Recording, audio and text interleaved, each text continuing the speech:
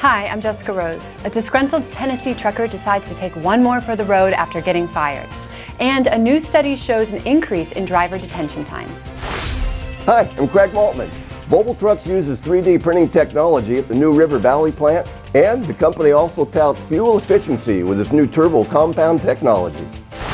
Hi, I'm David Compton. Truckers need to be on the alert to an all-new DOT letter scam that's making the rounds, and a truck full of common food items becomes so foul and toxic it needs a police escort to the landfill. All these stories plus our cat scale rig of the week on this edition of the Trucker News Channel.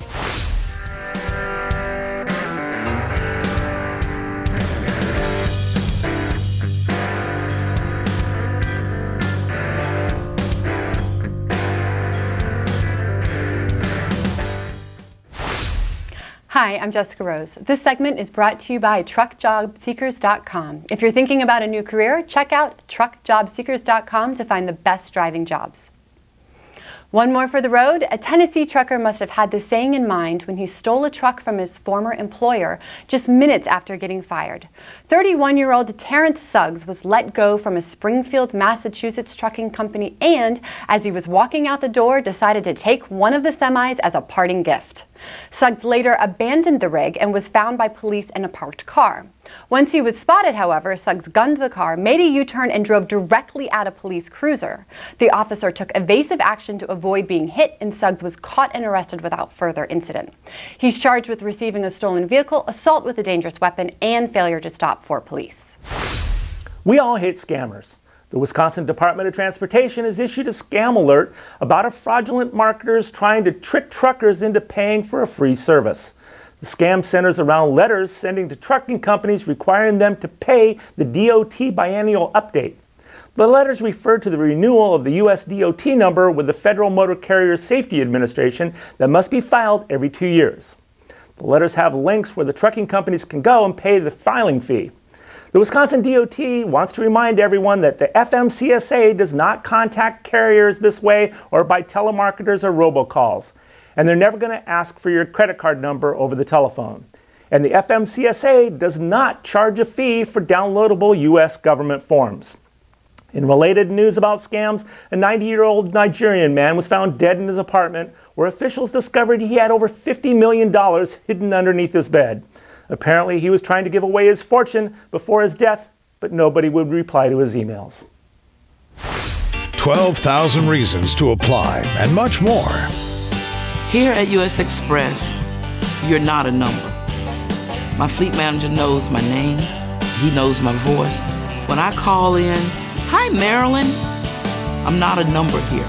Get the attention you deserve, plus an extra $12,000 your first year at U.S. Express. That's an extra $1,000 every month. We're hiring immediately, so click or call now. Some of you remember the old Leonard Skinner song, "Ooh, that smell, can't you smell that smell, the smell of death around you."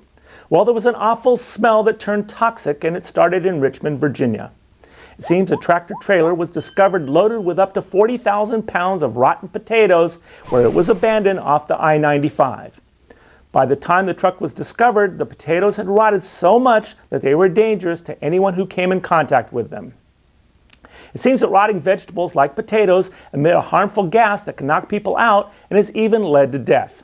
So officials got a truck driver along with a police escort and took the load from the location where it had been discovered to a landfill in Chester, Virginia. Once at the landfill, individuals in cleanup were forced to wear oxygen masks and protective gear to open the trailer to dump out the rotten potatoes. We all know how potatoes can be dangerous. I had a friend one time who drank so much vodka he woke up the next morning speaking Russian. So be careful out there. The American Transportation Research Institute's released analysis of driver detention at customer facilities shows an increase in detention frequency and length between 2014 and 2018. Drivers reported a 27.4% increase in delays of 6 or more hours. The study also revealed that female drivers are over 80% more likely to be delayed over 6 hours than male drivers. Female drivers represented a larger percentage of the 2018 data set than 2014, and many are in the reefer segment, which held the highest rate of detention among all the segments listed in the study. Women comprise 6.6% of the total driver population in the U.S. Move over, Tesla. This week's Rig of the Week goes to Freightliner and their eCascadia fully electrified commercial vehicle. The eCascadia has up to 730 peak horsepower and the batteries provide 550 kilowatt hours of usable capacity. That means a range of up to 250 miles and the ability to charge back up to 80% in about 90 minutes. The Class 8 tractor is designed for local and regional distribution and drayage and is capable of handling a gross combined weight rating of 80,000 pounds.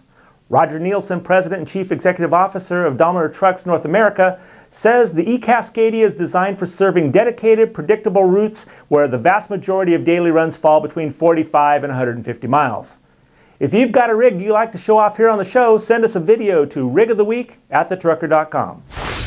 Time is money, and CatScale can help your drivers save time weighing. Drivers know their axle and gross weights before pulling off the scale, and CatScale weights are always guaranteed.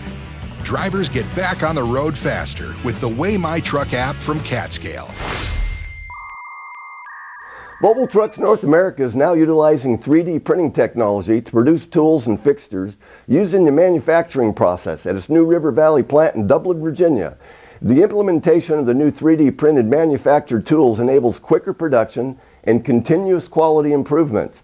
The technology effectively eliminates error, increasing the chances of first time through production of assembly tools and fixtures, streamlining the manufacturing process, and enabling customers to receive end products quicker. After years of internal exploration with 3D printing technology and fine-tuning, there are now more than 500 manufacturing tools and fixtures in use on the NRV shop floor produced using 3D printing. Volvo Trucks primarily uses selective laser sintering, a 3D printing technology that uses a laser to sinter powdered plastic material into a solid structure that is then rigorously tested and put into use in the manufacturing process. Speaking of Volvo, the company is touting its next generation engine with turbo compound technology will provide up to an additional 3% improvement in fuel efficiency over the current 13-liter turbo compound engine, the D13TC. This new engine delivers up to 11% fuel savings overall compared to model year 2015 trucks. That 3% savings over the current D13TC engine adds up to $1,200 per year per truck, based on the average fuel price and 125,000 miles per year. Volvo Trucks' new D13TC engine offers 3 individual drive modes: extra efficiency, economy, and performance. These different modes allow drivers to better optimize fuel efficiency depending on topography and driving conditions. If you're watching us on YouTube, make sure to click the little red subscribe button below. You can also go to thetrucker.com to read the latest breaking news stories. That's all for this edition. On behalf of David Compton, Craig Maltman, and everyone here at the Trucker News Channel, thanks for watching.